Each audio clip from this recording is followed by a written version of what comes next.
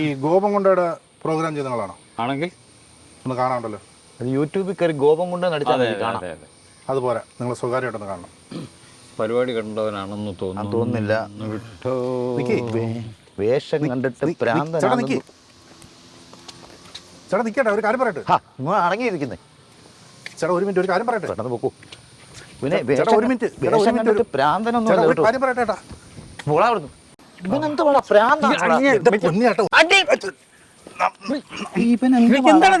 വെള്ളത്തിൽ പിടിച്ചോളും. എന്നോട് പറ. എന്തോ ഐ ലവ് യു അല്ല, പരിപാടിയുടെ പേരാ. ഞാൻ രാവിലെ വിളിച്ചില്ലേ ഇന്റർവ്യൂ. എന്നോട് പറയാന്ന് പറഞ്ഞ പരിപാടി. നീ പേടിപ്പിച്ചിട്ടാണോ ഇന്റർവ്യൂ എടുക്കുക? നിങ്ങൾ ഓടി എന്തോ ചെയ്യും? ഇതെല്ലാം പോയി വൃത്തികളെല്ലാം മാറി നിന്റെ ആണോ? ആളിനെ മനസ്സിലായില്ലേ പെട്ടെന്ന്? മനുഷ്യൻ പ്രതീക്ഷിക്കാൻ തോന്നല്ലോ. പരിപാടി കണ്ടവരാരും ആയിരിക്കും വിചാരിച്ച്. വിചാരിച്ചല്ല സ്റ്റേജ് ആണോ തോന്നുന്നുണ്ട്. ആ ഓക്കെ. അപ്പം എന്നാ പിന്നെ നമുക്ക് എവിടെ വെച്ചാ അപ്പുറത്തോട്ട് മനസ്സിലായിട്ട് ഓടിച്ചിട്ട് പോറത്. വെള്ളത്തിൽ വീണ് ചാവരുത്, ഇങ്ങോട്ട് നീ കിടക്ക. സോറി. പിന്നെ എന്തൊക്കെയുണ്ട് വിശേഷം? നല്ല വിശേഷം. പിന്നെ ഭക്ഷണം കഴിച്ചാൽ രാവിലെ സ്റ്റെപ്പ് മാറി ഭക്ഷണം കഴിച്ചാൽ നിങ്ങളെപ്പോഴും ഈ ഇരട്ടകളായിട്ടാണോ നടക്കുന്നത്? ഇങ്ങനെ ഇരട്ടകളായിട്ട് പിന്നെ 2 പേര് 3 പേരായിട്ട് നടക്കാൻ പറ്റും. ഇത് കൂടെ കൊണ്ടുനടക്കായി കൗണ്ടർ. പിന്നെ വീട്ടിൽ വെച്ചിട്ട് വരാൻ പറ്റത്തില്ലല്ലോ. എവിടെങ്കിലും ചെലവാക്കണ്ടേ?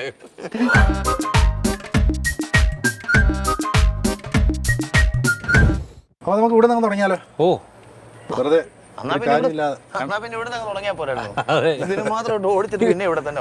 കപ്പൽ കണ്ടിട്ടില്ല അതുപോലെ. ഇത് വരാൻ വേണ്ടിയാ ഈ കപ്പൽ നമുക്ക് ഫ്രെയിമിൽ ഇത് വരാൻ വേണ്ടിട്ട് കപ്പല്. പിന്നെ ഒന്നുമില്ല, സീരിയസ് ആയിട്ടുള്ള കാര്യങ്ങളാണ് മൊത്തം. പിന്നെ നിങ്ങൾ ഒരുപാട് മലയാളികളുടെ ടെൻഷൻ അകറ്റുന്ന ഒരു വിഭാഗം ആൾക്കാരിൽ ഏറ്റവും വിലപ്പെട്ട 2 മണിമുത്തുകളാണ് എന്ന് ഞാൻ പറഞ്ഞാൽ അപ്പം നിങ്ങൾ എങ്ങനെയാണ് നിങ്ങൾ സെറ്റായത്? നമ്മൾ അത് ഒരുപാട് വർഷം ബാക്കിലോട്ട് പറഞ്ഞു വരേണ്ടി വരും. നമ്മൾ ഈ പണ്ട് ഒരുമിച്ച് ഈ ചെറിയ മാട്ട എന്ന് പറയുന്ന സാധനം അറിയാം, മാട്ട പ്രോഗ്രാം സ്റ്റേജ് ഷോ അതൊക്കെ ചെയ്തുകൊണ്ട് നടന്നു. അത് കഴിഞ്ഞ് പിന്നെ കുറേ കഴിഞ്ഞ് അങ്ങോട്ടും ഇങ്ങോട്ടൊക്കെ പിരിഞ്ഞു പോയി. അപ്പോൾ നമ്മുടെ സജി ഉണ്ടായിരുന്നു, പിന്നെ വേറെ കുറേ ഇപ്പോഴത്തെ പ്രമുഖരായ കുറേ ആർട്ടിസ്റ്റുകൾ ഉണ്ടായിരുന്നു. അപ്പോൾ അവരെല്ലാം അപ്പം ഞങ്ങളെല്ലാം അവിടെ ചെയ്തുകൊണ്ടിരുന്നത്. പിന്നെ ഫ്ലവേഴ്സ് ചാനലിലാണ് ഞങ്ങൾ ഒരുമിക്കുന്നത്. പിന്നെ വേറെ കുറേ ചാനലുകളിൽ ചെയ്തു. ഇതിൻ്റെ ഒരു ബാച്ച് വേറൊരു ചാനലിലേക്ക് കിട്ടിയപ്പോൾ അവർ പോയി, ഞങ്ങൾ രണ്ടും ഇങ്ങോട്ട് പോന്നു. അപ്പോൾ ഇവിടെ വന്നപ്പോൾ വീണ്ടും സെറ്റായി. അപ്പം അതായത് ഒറ്റയ്ക്ക് നിന്നാൽ സെറ്റാവില്ല വിചാരിച്ചാണ് ഞങ്ങൾ 2 പേര് സെറ്റായത്? അങ്ങനൊന്നുമില്ല, ഇവിടെ 2 പേര് വേണം. അതിൻ്റെ അങ്ങനെയാണ് നിങ്ങൾ ഈ നമ്മളൊരു ഫ്രീക്വൻസി എന്ന് അറിയാലോ, ആ ഒരു ഫ്രീക്വൻസി ഉണ്ടെന്ന് നിങ്ങൾ എപ്പോഴാണ് മനസ്സിലാക്കിയത്? അതിൻ്റെ അർത്ഥം എന്താ?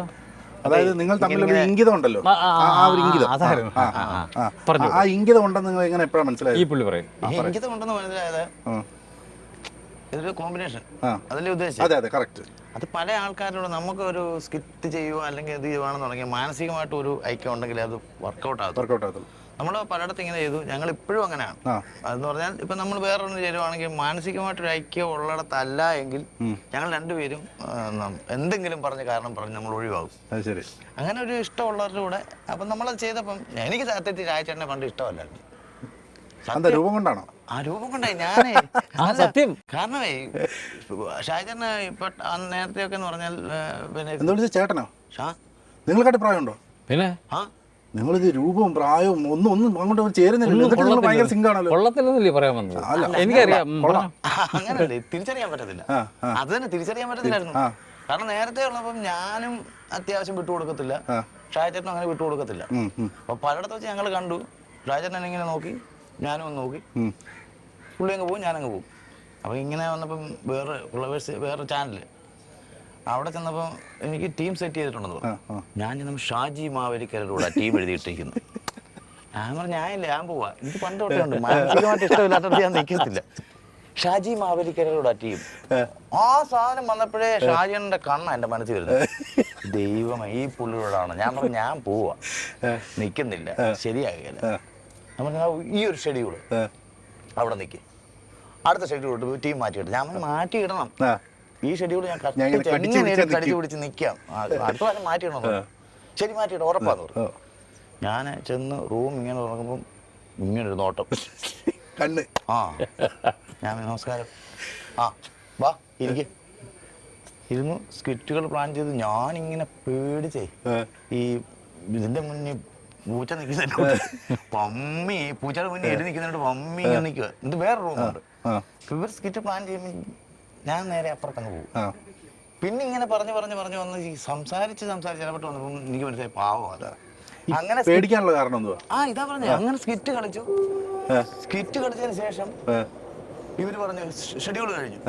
അപ്പം അടുത്ത ഷെഡ്യൂൾ അടുക്കാറായപ്പോ എന്നോട് പറഞ്ഞു, നീ പറഞ്ഞതിനോട് സെറ്റ് ആക്കിയിട്ടുണ്ട്, ഷാജി മാവേലിക്കയുടെ ടീമിൽ നിന്ന് മാറ്റിയിട്ടുണ്ട്. ഞാൻ പറഞ്ഞു വേണ്ട, ഇനി ഷാജി മാവേലിക്കയുടെ ടീമാണെങ്കിൽ ഞാൻ കളിക്കുന്നുള്ളത് പറഞ്ഞു. അങ്ങനെ അല്ല ഷാജനെ ഇപ്പൊ എന്നെ അങ്ങനെ പറയുന്നുണ്ട്. എന്താ പറയോ, ഈ ചാനൽ ചെല്ലുമ്പോഴേ മേക്കപ്പ് റൂമിൽ ആദ്യമായിട്ടൊക്കെ കാണുന്നവരെ എന്നെ കാണുമ്പോ ഈ പുള്ളിയൊക്കെ എങ്ങനെ കോമഡി കാണിക്കുന്നത്, ഗുണ്ട വല്ലതും ചെയ്യേണ്ട പുള്ളി. അതുകൊണ്ട് ഷാജനെ ഒന്ന് നോക്കിയാൽ സീരിയസ് ആയി തോന്നുന്നു. ആ സീരിയസ് ഒന്നുമില്ല, ഈ രൂപത്തിലെ വൃത്തികേടും ഇങ്ങനെ. അതാണ് നമ്മള് പേടിപ്പിക്കാൻ നല്ല ആത്മവിശ്വാസം എവിടെ നിന്ന് കിട്ടി? കണ്ണാടി നോക്കൂല്ലോ ഞാൻ ദിവസവും. അതല്ലേ തന്നെ പേടിക്കും. അതല്ലേ ഞാൻ തന്നെ കണ്ടു, ഇതാണോ ഞാൻ. അതുകൊണ്ട് ആ ഒരു ബോധം മനസ്സിലുള്ളതുകൊണ്ടാണ് നമ്മൾ ആരോടും ഒരു ഉപദ്രവത്തിനും പോകാതെ മര്യാദയ്ക്ക് ഞാൻ ജീവിക്കുന്നത്. വിദ്യാഭ്യാസ കാലം തൊട്ട് ഈ ഇതുമായി ബന്ധപ്പെട്ടുള്ള പ്രവർത്തനങ്ങളുണ്ടോ, അതോ ഒരു സമയം കഴിഞ്ഞതിന് ശേഷമാണോ ഇതിലേക്ക് കടന്നു വന്നത്? ഞാൻ സ്കൂളിൽ പഠിച്ചുകൊണ്ടിരിക്കുമ്പം പിന്നെ ഫുട്ബോൾ താരമായിരുന്നു, സ്കൂളിലും കോളേജിലും ഒക്കെ. ഈ പൊക്കം വെച്ച്? അയ്യേ, ഡീഗോ അർമാൻഡോ മറഡോണ സ്പോർട്സ് താരമില്ലേ, സച്ചിൻ ടെണ്ടുൽക്കർ. ആണോ ലോക നമ്പർ 1 അല്ലേ? അപ്പൊ നീളം കുറഞ്ഞ ഇനി ഹിറ്റ്ലറും മുസോളിനിയും ഉണ്ട്, 2 കുഞ്ഞുങ്ങളാ. അതുകൊണ്ട് അങ്ങ് ആരെയും സംസാരിക്കരുത്, ഞങ്ങളുടെ യൂണിയൻ ഉണ്ട് കേട്ടോ. പോട്ടെ, അതുകൊട്ടെ വിട്ടതേ. അപ്പം അവിടെ വെച്ച് പിന്നെ കുറച്ച് പാട്ട് പാടുന്നൊരു അസുഖം ഉണ്ടായിരുന്നു. അപ്പോൾ യൂത്ത് ഫെസ്റ്റിവലിനൊക്കെ കയറി നമ്മൾ പെർഫോം ചെയ്യും. ലൈറ്റ് മ്യൂസിക്കിന് സ്റ്റേറ്റിലൊക്കെ പോയിട്ടുണ്ട്. ലൈറ്റ് മ്യൂസിക് സ്റ്റേറ്റിലൊക്കെ പോയിട്ടുണ്ട്. പിന്നെ മലയാളം മതി, അതിനുള്ള സ്റ്റാൻഡേർഡേ ഉള്ളൂ. ലളിത സംഗീത മത്സരം, അപ്പോൾ അതിനിങ്ങനെ പോകുമായിരുന്നു. അതങ്ങനെ സ്റ്റേറ്റിലൊക്കെ പോയി, ഒന്നും കിട്ടിയിട്ടില്ല, തിരിച്ചു പോന്നു. പിന്നെ കുറച്ച് മൃദംഗം വായിക്കും, അതിനൊക്കെ ചേരുമായിരുന്നു. പക്ഷേ തമാശകൾ നമ്മൾ പണ്ട് മുതലേ അങ്ങനെ ഉപയോഗിച്ചിട്ടില്ല. പിന്നെ അതൊരു കോളേജ് കാലഘട്ടത്തിൽ തിരുവനന്തപുരത്ത് പഠിക്കാൻ പോകുമായിരുന്നു, കോളേജ് പഠിക്കാൻ. അപ്പോൾ കോളേജ് പഠിക്കാൻ പോയിട്ട് അവിടെ നമുക്ക് സാമ്പത്തികം ഭയങ്കരമായിട്ടുള്ളത് കൊണ്ട് പലപ്പോഴും വാടക റൂമിൽ നിന്നൊക്കെ ഇറക്കി വിട്ടിട്ടുണ്ട്. അപ്പോൾ അതിനു വേണ്ടി ഒരു സംഗീത കോളേജിലുള്ള കുറേ പിന്നെ ഇതുപോലെ പൈസ ഇല്ലാത്ത കുറേ ഞങ്ങളവിടെ കൂടി, മക്കു മൈനാകപ്പള്ളി എന്ന് പറയുന്ന ആർട്ടിസ്റ്റ്, പിന്നെ ചവറ മണിക്കുട്ടൻ, എല്ലാവരുടെ കൂടി ഒരു മാട്ട ട്രൂപ്പ് തല്ലി കൂട്ടി. അപ്പോൾ കൊള്ളാം, ദിവസവും പ്രോഗ്രാം ഉണ്ട്. അപ്പോൾ 500 രൂപയൊക്കെ ശമ്പളം.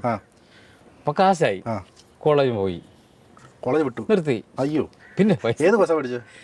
ഞാൻ സംഗീത കോളേജിൽ ഒരു 4 വർഷം പഠിച്ചായിരുന്നു. ഓ, അത് ശരി. പിന്നെ പഠിച്ചത് കായംകുളം MSM കോളേജിൽ.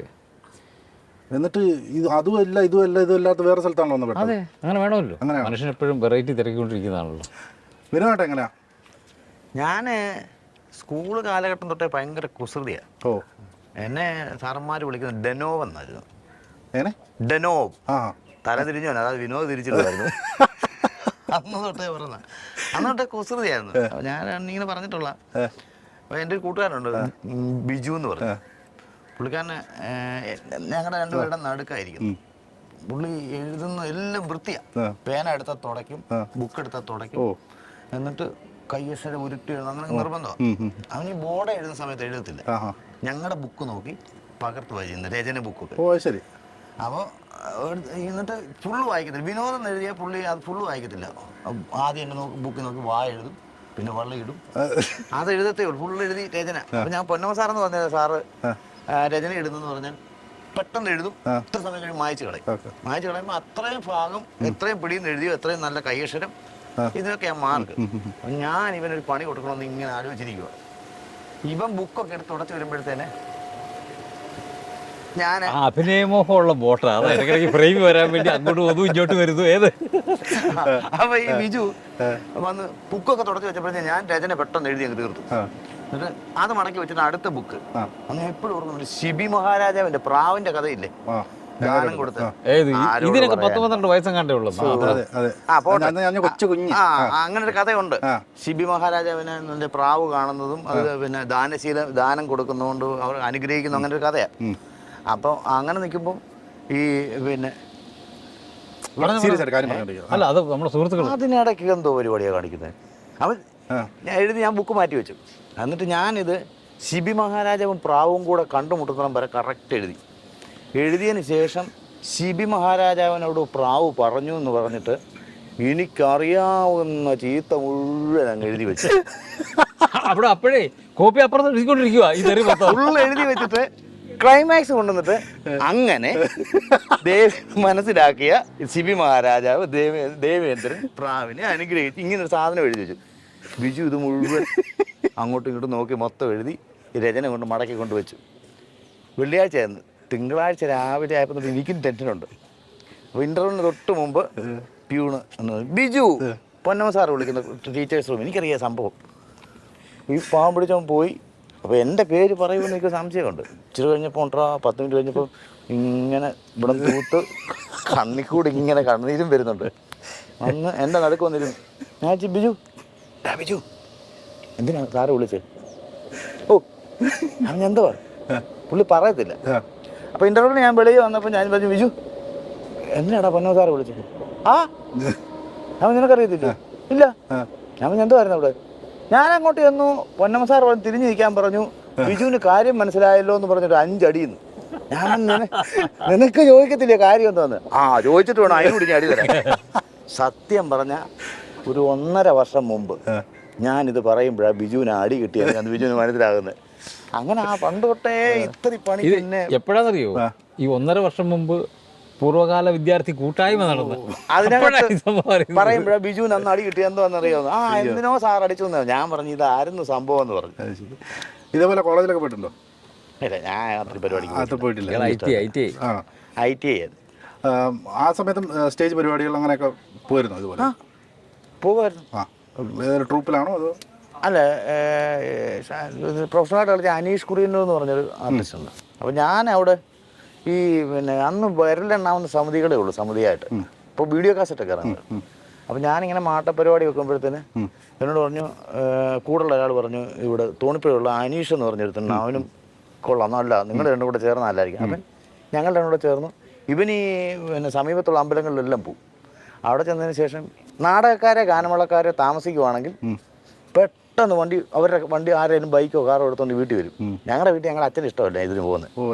അപ്പം ഞാൻ ഈ ഉത്സവ സീസൺ ആയി കഴിഞ്ഞാൽ കിടക്കുന്നിടത്ത് ഒരു ജനൽ തുറന്നിടും. എന്നിട്ട് അവിടെ ഒരു വടിയും കാണും. ഒരു ഡ്രസ്സ് കവറിനകത്ത് വെച്ച് അലമാരിക്കകത്ത് വെച്ചേക്കും. ഇത് എന്നിട്ട് ഇവൻ ഈ ജനൽ തുറക്കും, കമ്പെടുത്ത് ഇങ്ങനെ കുത്തും. ഞാൻ എഴുന്നേക്കും. ഇത് ഒന്നും ചോദിക്കത്തില്ല, പറയത്തില്ല. ഇതെടുത്ത് കക്ഷത്തിൽ വെക്കും, പോവും, വണ്ടിയൊക്കെ കയറും. പക്ഷെ അന്ന് 10 പൈസ കിട്ടത്തില്ലായിരുന്നു. കടുങ്കാപ്പിയോ ബോളിയോ. അതിന് വേറൊരർത്ഥങ്ങളെ പറ്റി ഈ കട്ട് ചാടുന്നവർ അച്ഛന് ഇഷ്ടമല്ല. ഒരു ദിവസം പുള്ളി നോക്കിയപ്പോൾ ആളില്ല. അമ്മയുടെ നൈറ്റി ഒരു 3-4 എടുത്ത് ഈ പ്ലാസ്റ്റിക് ബാഗിനകത്തുണ്ട്. അവിടെ ചെന്ന് ഗുണ്ട സാധനം നോക്കിയപ്പോൾ നൈറ്റി. അങ്ങനെ പണി കൂടെ കൊടുത്തിട്ടുണ്ട്. അല്ല, വേറൊരു കാര്യം സംഭവിച്ചു. മറ്റേ ഞങ്ങളുടെ അച്ഛനെ അപ്പോൾ ഒരു ദിവസം നീ രാത്രി പരിപാടിക്ക് പോയിരുന്നു. ആരാണ്ട് പറഞ്ഞു ഇന്നടത്ത് പരിപാടി ഉണ്ടായിരുന്നു. അവൻ്റെ മോൻ പോയി എങ്ങനെ വന്ന് പറഞ്ഞ കോക്കാമ്പിച്ച്.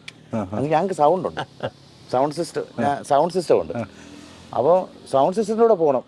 നീ കോക്കാമ്പിച്ചിക്ക് പോകുന്നത് അതിൻ്റെ കൂടെ പോകണമെന്ന് പറഞ്ഞു. അപ്പോൾ ആരാണ്ട് വന്ന് പറഞ്ഞു ഇതുപോലെ പരിപാടി ഉണ്ടെന്ന്. ഞാനങ്ങ് പോയൊന്നുമില്ല. അപ്പോൾ പിറ്റേ ദിവസം വേറെ എടനാട്ടുകാവ് അമ്പലത്തിൽ ഉത്സവമുണ്ട്. അവിടെ ഞങ്ങളുടെ പരിപാടി ഉണ്ട്. ഇതിനിടയ്ക്ക് ഗ്യാപ്പിന് വെച്ചിട്ടുണ്ട്. പുള്ളി ഇതറിഞ്ഞു. പുള്ളി അറിഞ്ഞിട്ടില്ലെന്ന് ഞാൻ വിചാരിക്കുന്നത്. ഞാൻ രാത്രി ഇതുപോലെ പമ്മിപ്പോയി സ്കിറ്റ് തുടങ്ങി. ഇതുപോലെ ഞാൻ ഗുണ്ട വന്നിട്ട് ഡാം എന്നും പറഞ്ഞ് അങ്ങോട്ട് ചെല്ലുകയും ഞാൻ ഓഡിയൻസിൻ്റെ ഇടയിൽ നോക്കും. ഞങ്ങളുടെ അച്ഛൻ വടിയും കൊണ്ട് ഇങ്ങനെ നിൽക്കുന്നു. ഈ ഗുണ്ട വന്നതിൻ്റെ കൂട്ട് തന്നെ ഒറ്റ ഓട്ടമാ തിരിഞ്ഞ്.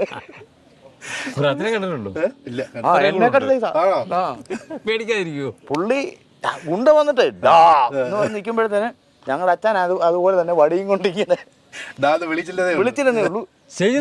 അല്ലേ, ഈ കൂടെ നിൽക്കുന്നവരെ ബാക്കി സ്കിറ്റ് എങ്ങനെ കളിച്ചെന്ന് എനിക്ക് അറിയത്തില്ല. ഇവർക്ക് ഇതെന്തോ ഇവരിങ്ങനെ ഡാ എന്ന് പറഞ്ഞ് എൻട്രിയും ചെയ്ത് ഒറ്റ വിടിയും തിരിച്ച്. വേറൊരു കഥയുണ്ട്. കുറേ പരിപാടി കളിക്കാൻ പോയി, പരിപാടി ചീറ്റി എല്ലാം പിടിച്ചങ്ങ് നിർത്തി. ഉടനെ ഈ പുള്ളി എടാ ഞങ്ങളുടെ അടുത്ത് നമ്മളെ രാഷ്ട്രീയത്തിൽ രണ്ടുണ്ട് വിളിക്കാം. അപ്പോൾ പുള്ളിക്കാരൻ വരുവാ, എന്തോ സംഭവം, അപ്പോൾ കാര്യങ്ങളെല്ലാം പറഞ്ഞു. ശരി, അപ്പോൾ കൂടെ ഒരാളിനെ കൂടെ കൊണ്ടുവന്നിട്ടുണ്ട്. അപ്പോൾ ഈ പുള്ളിയാണ് ചോദിക്കുന്നത് എന്തോ സംഭവം. അപ്പോൾ നല്ല സൈസ് അറിയാം മെമ്പർ മറ്റേ കാര്യങ്ങളെല്ലാം പറഞ്ഞ് എല്ലാവരും കൂടെ പുറത്ത് മാറി അവർ ചർച്ച ചെയ്തിലൂടെ വന്നിട്ട് മറ്റേ പരിപാടിക്കാർ സംഘാടകരുടെ അടുത്ത് വന്നിട്ട് മെമ്പർ സ്വർണ്ണം എടുക്കുമോ, ശബ്ദം അത്രയാവുണ്ട്. എന്തുവാ ഈ പൈസ ഇത്രയും അവർക്ക് നഷ്ടമുണ്ട്, ആ പൈസ നിങ്ങൾ അടച്ചിട്ട് പോയാൽ മതി എന്ന് പറഞ്ഞു. പുള്ളിയുടെ കയ്യിലും പൈസ ഇല്ല, സ്വർണ്ണം എടുക്കുമെന്ന്. കഴുത്തേലൊരു ചെറിയ മാല കിടക്കുന്നു. എൻ്റെ ആയിരുന്നു. ഈ പുള്ളിക്കാരന് ഈ ശബ്ദമാണ് ആചാനുഭാവം ഇങ്ങനെ വെച്ചപ്പോഴേ അവർക്ക് ദേഷ്യമാണ്. ഈ ഉറക്കളച്ചൊക്കെ നിൽക്കുന്നുണ്ട്. അപ്പം അന്നത്തെ കാലത്ത് കണ്ട് 10,000 രൂപ കണ്ട് കൊടുക്കണമെന്ന് പറഞ്ഞു. ശരി. ഇപ്പം പുള്ളി പൈസ കൊണ്ടുവന്നിട്ടുണ്ട്. അപ്പം 10,000 രൂപ കൊടുക്കണം തികയത്തില്ല. അപ്പോൾ എൻ്റെ കഴുത്തേലെ മാല എല്ലാം കൂടി ഊരിയിട്ട് പുള്ളി പറഞ്ഞു, ഇപ്പം ചെന്നപ്പോഴേ പറഞ്ഞു സ്വർണ്ണം എടുക്കൂ എന്നാ പറഞ്ഞു. ആ എടുക്കും, ഇത് ഒരു 1,500 രൂപയുണ്ട്, ബാക്കി സ്വർണ്ണം. സ്വർണ്ണം എത്ര ഉണ്ട്? പുള്ളി ഇങ്ങനെ ഈ കയ്യിലിട്ടിട്ടെ ഇത് ഏകദേശം ഒരു 3/4 പോകാണ്. ഇവന്മാർ ഒരു 3-4 തെറി പുള്ളി ഓടി. അത് അന്നത്തെ കാര്യത്തിന് ഇത് ബാക്കിയുള്ളവർ വന്നില്ല, അങ്ങനെ പെട്ടുപോയതാ. ഇവരിതെല്ലാം ചീത്തയെല്ലാം വിളിച്ചിട്ട് ഞങ്ങളെ കൊണ്ട് ഹോട്ടലിൽ കൊണ്ട് കയറ്റി. ഹോട്ടലിൽ കൊണ്ട് കയറ്റി കഴിഞ്ഞപ്പോഴേ ഞങ്ങൾക്ക് ആഹാരം കഴിച്ച് തുടങ്ങാമല്ലോ, മാന്യതയുള്ളത്. ഗാനമേള മെമിക്സ് കൂടായിരുന്നു. അപ്പം കൊണ്ടു ചെന്ന് ബീഫ്, മീൻകറി എല്ലാം അങ്ങോട്ട് വിളമ്പി. ഞങ്ങൾ 4 പേര് ഇവിടുന്ന് ഇങ്ങോട്ട് ഇളക്കി ആദ്യത്തെ ഉരുള അങ്ങോട്ട് വെക്കാൻ തുടങ്ങുകയും ഒരുത്തം വന്ന് പറയുക 2 തെറി ചീത്ത വിളിച്ചിട്ട് പറയാം 26 പേർക്കുള്ള ഭക്ഷണം 1 മണി ബാക്കി വെച്ചേക്കണ്ടെന്ന്. മാവേലിക്കര എന്നൊരു പ്രദേശത്തിന് പ്രത്യേകിച്ച് ഒരു ഹാസ്യ ചരിത്രം ഉണ്ടോ എന്ന് എനിക്കറിയില്ല. പക്ഷെ മാവേലിക്കരയിൽ നിന്ന് വളർന്നു വരുന്നൊരു മാഫിയ ഉണ്ടെന്ന് ഞാൻ വിശ്വസിക്കുന്നു. ഒരു കോമഡി മാഫിയ. ഒരുപാട് ആൾക്കാർ മാവേലിക്കരയിൽ നിന്ന് വരുന്നുണ്ട്. എന്താണ് എൻ്റെ ഒരു പ്രത്യേകത? ശ്രീകാന്തൊക്കെ കിട്ടി. ഷാജണ്ണ മാവേലിക്കര ഇല്ലയോ? അതെ, എന്തോ പറയാനാ. പിന്നെ മാഫിയ തലവൻ പിന്നെ ഷാജി മാവേലിക്കര, പിന്നെ അങ്ങനെ കുറേ മാഫിയ കിങ്സ് ഉണ്ട് അവിടെ നിന്ന്. എന്നാലും മാവേലിക്കര എന്ന് പറയുന്ന പ്രദേശത്ത് കലാകാരന്മാർ ഒരുപാടുള്ള കാരണം mridangam Mavelikkara Krishnakutty sir, SR Raju, Velukkutty sir ഇവരെല്ലാവരും ഉണ്ട്. പിന്നെ പ്രഭാകര വർമ്മ സാറ്, കുമാര കേരളവർമ്മ, ഇവരെല്ലാം പാട്ടുകാരെല്ലാം സംഗീത കോളേജിലെ പ്രിൻസിപ്പാൾമാരായിരുന്നു. പിന്നെ നമ്മുടെ നരേന്ദ്രപ്രസാദ് സാറ്, അങ്ങനെ കലാകാരന്മാരുടെ മാത്രം കുത്തകയാണ് മാവേലിക്കര. ഒരുത്തം മുന്നോട്ട് വന്നിട്ടുമില്ല. നല്ല പ്രോത്സാഹനം അതാ മാവേലിക്കര നാട്ടുകാർ. ഒരു രക്ഷയില്ല. സീരിയലുകളോടാണോ അതോ കോമഡി സീരിയലുകളോടാണോ കൂടുതൽ താല്പര്യം? അങ്ങനൊന്നുമില്ല, എല്ലാം കലയല്ലേ. എല്ലാം ജനവുമായിട്ട് സംവദിക്കുന്ന ഏതും സാധനം കലയെല്ലാം നല്ലതല്ലേ. അതുകൊണ്ട് ഒന്നിനോടും പാർഷ്യാലിറ്റി ഒന്നുമില്ല, നമ്മൾ എല്ലാത്തിനും ഒരുപോലെയാണ് സമീപിക്കുന്നത്. എന്നാലും ഒരു വലിപ്പച്ചെറുപ്പമുണ്ടല്ലോ, മിനി സ്ക്രീനും ബിഗ് സ്ക്രീനും തമ്മിൽ വലിപ്പമുണ്ടല്ലോ. നമ്മുടെയോ? നിങ്ങൾ തമ്മിൽ വലിപ്പം പോലെ മിനി സ്ക്രീനും അതായത് ടെലിവിഷൻ മേഖലയും സിനിമാ മേഖലയും തമ്മിൽ ഒരു വലിപ്പച്ചെറുപ്പമുണ്ട്, അതായത് സ്ക്രീനിന്റെ വലിപ്പച്ചെറുപ്പം. അപ്പം ഏതിലൂടെ കൂടുതൽ കാണാൻ ആഗ്രഹിക്കുന്നു ആളുകൾ? കൂടുതൽ എന്നെ ഇതിലൂടെ കാണണം അല്ലെങ്കിൽ എന്നെ ഇങ്ങനെ കാണണം, അങ്ങനെ എന്തെങ്കിലും ഒരു ആഗ്രഹം? ഏത് കലാകാരനും ആഗ്രഹിക്കുന്ന ഒരു സാധനമുണ്ട്. സകല കലകളുടെയും സമന്വയമാണ് സിനിമ എന്ന് പറയുന്ന മാധ്യമം. എല്ലാവരും ആഗ്രഹിക്കുന്നതാണ്. 7 കടലിനക്കരെ പോയി പ്രോഗ്രാം ചെയ്തവനും തിരിച്ചു വന്ന് വെള്ളിത്തിരയിൽ അണിനിരക്കുക എന്നുള്ളതാണ്. അതാണ് ആത്യന്തികമായ ലക്ഷ്യം ഒരു കലാകാരൻ്റെ. അവൻ നാടകത്തിനിറങ്ങി എന്ന് പറയും, സിനിമയിൽ കയറി എന്നും പറയും. അത് ശരി. വിനോദേട്ടൻ എങ്ങനെയാണ് കാണുന്നത് ഈ ഒരു ഏറ്റവും കൂടുതൽ താല്പര്യം ഏതിനകത്ത് വിനോദേട്ടനെ കാണാമെന്ന് ആഗ്രഹിക്കുന്നത്? തീർച്ചയായിട്ടും ഇത് തന്നെ, സിനിമയാണല്ലോ എല്ലാവരുടെയും ലക്ഷ്യമെന്ന് പറഞ്ഞാൽ. അപ്പം ഒന്നുമില്ലായ്മയെന്ന് ഇതുവരെയൊക്കെ ആയി, തീർച്ചയായിട്ടും അങ്ങോട്ട് എത്താൻ പറ്റുമെന്നാണ്. ഇപ്പോൾ എത്തി, കുറച്ചൊക്കെ എത്തി. അതുപോലെ ഈ ആൾ കൂടിയ സ്റ്റേജുകളും ആൾ കുറഞ്ഞ സ്റ്റേജും ഉണ്ട്. അതായത് മനസ്സിലായല്ലോ, നമ്മൾ ടെലിവിഷൻ പ്രോഗ്രാമിൽ വലിയ ക്രൗഡ് കാണത്തില്ല, മറ്റത് വലിയ ക്രൗഡ് കാണും. അപ്പം കൂടുതൽ ഈസി, കുറച്ചുകൂടെ കംഫർട്ടബിൾ ചെയ്യാൻ ഏതായിരിക്കും? ആൾ കുറഞ്ഞ സ്റ്റേജാണ്, കാരണം എപ്പോഴും ഇറങ്ങി ഓടാവില്ല ഇടയ്ക്കൂടെ. ആൾ കൂടിയ നടക്കത്തില്ല. അല്ല, 2 കാറ്റഗറി ഉണ്ട്. നല്ല സ്കിറ്റ് ആണെന്നുണ്ടെങ്കിൽ ആൾ കൂടിയ ഇഷ്ടം കൂടുതലുള്ള. മോശം സ്കിറ്റ് ആണെങ്കിൽ ഒരു മനുഷ്യനും കാണാത്തതാണെങ്കിൽ നമുക്ക് അത്രയും സന്തോഷം. അതേപോലെ ഒരുപാട് വേഷങ്ങൾ നിങ്ങൾ ചെയ്തു. ഇപ്പം നമ്മളത് തുടങ്ങിയതുപോലെ ഗോപൻകുണ്ട, അതേപോലെ നമ്മുടെ വിക്കുള്ള പോലീസ്. അപ്പം ഈ പൊളിറ്റിക്കൽ കറക്റ്റ്നെസ് എന്ന് പറയുന്ന സാധനമുണ്ട്, അതായത് വ്യക്തി അധിക്ഷേപം, അങ്ങനെ കുറച്ച്. അപ്പോൾ അങ്ങനെ പല കമൻറ്റുകൾ വരാറുണ്ട്. ഞാൻ പലതും അങ്ങനെ അവിടെ ശ്രദ്ധയപ്പെട്ടിട്ടുണ്ട്. അപ്പം അതിനെ എങ്ങനെയാണ് കാണുന്നത്?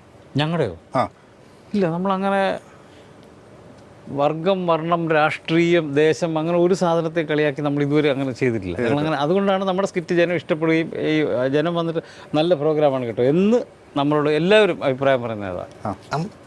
അതെ, നമ്മൾ ഉപദ്രവം ഇല്ലാത്ത കാര്യമേ ചെയ്യത്തുള്ളൂ. ഞാൻ പറഞ്ഞ ഷാജന്റെ ഒരു പിന്നെ ഇതിനു വേണ്ടി ഇറങ്ങി തിരിച്ചു വരുന്നുണ്ട് കേട്ടോ. ഷാജന്റെ ഒരു വിക്കുള്ള ക്യാരക്ടർ ചെയ്തത് ഭയങ്കര ഹിറ്റായിട്ട് ഓടുന്നുണ്ട്. അതിനകത്ത് വന്ന് കമന്റ് പറയുന്നതിനിടയ്ക്ക് ആരോ നമ്മളെ ഒരു കമന്റ് നമുക്ക് സ്ക്രീൻഷോട്ട് എടുത്ത് അയച്ചു. അതായത് അയാൾ എഴുതിയിരിക്കുന്ന അയാളൊരു വിക്കുള്ള ആളാ. അയാളിത് ഭയങ്കരമായിട്ട് ആസ്വദിക്കുന്നു. പക്ഷെ അയാൾ ക്യാരക്ടർ ഇപ്പം നമ്മൾ പറഞ്ഞില്ല, നമ്മളത് ചെയ്യുമ്പോഴത്തേനും അത് വലിയ പ്രശ്നമായിട്ട് വരും. പക്ഷെ സിനിമയിലൊക്കെ അങ്ങനെ പറയുവാണെങ്കിൽ എന്തെല്ലാം ക്യാരക്ടറുണ്ട്. മറ്റേ കുഞ്ഞിക്കൂനൻ അങ്ങനെയൊക്കെയുള്ള ക്യാരക്ടറൊക്കെ വരും. അങ്ങനെ ഉണ്ടെങ്കിൽ നമുക്ക് ചിരിപ്പിക്കാൻ പറ്റും. ഇപ്പം സത്യം പറഞ്ഞാൽ കോമഡി ചെയ്യാൻ ഭയവാ. നേരത്തെ നമുക്ക് എങ്ങനെ വേണമെങ്കിലും ചെയ്യായിരുന്നു. അതൊക്കെ ആ ഒരു കോമഡി രീതിയിൽ ആൾക്കാർ കാണത്തുള്ളായിരുന്നു. ഇപ്പം നിസാരം കറുത്ത ആളെന്ന് പറഞ്ഞ് പോയിട്ടുണ്ടെങ്കിൽ അത് ബോഡി ഷെയ്മിങ്. അത് എന്ത് പറഞ്ഞാലും അതിന് പിന്നെ ബോഡി ഷെയ്മിങ് മതപരമായിട്ടുള്ള രീതിയിലാക്കും. പക്ഷെ നമ്മൾ കോമഡി രീതി അതൊന്നും ചിന്തിച്ചല്ലായിരിക്കും. ഇത് ഈ കേരളം ബേസ് ചെയ്തിട്ടാണ് ഈ ഒരു കൂടുതൽ ഒരു ലിമിറ്റേഷൻ ഫീൽ ചെയ്യുന്നത്. നിങ്ങൾ നാഷണൽ ലെവലിലുള്ള പരിപാടികൾ കാണാറുണ്ട്. ഞാൻ ഇതിൻ്റെ ഒരു കാര്യം പറഞ്ഞു കഴിഞ്ഞാൽ നിങ്ങൾ കട്ട് ചെയ്യാതെ ടെലികാസ്റ്റ് ചെയ്യുമോ? പിന്നെ ഒരു കാര്യം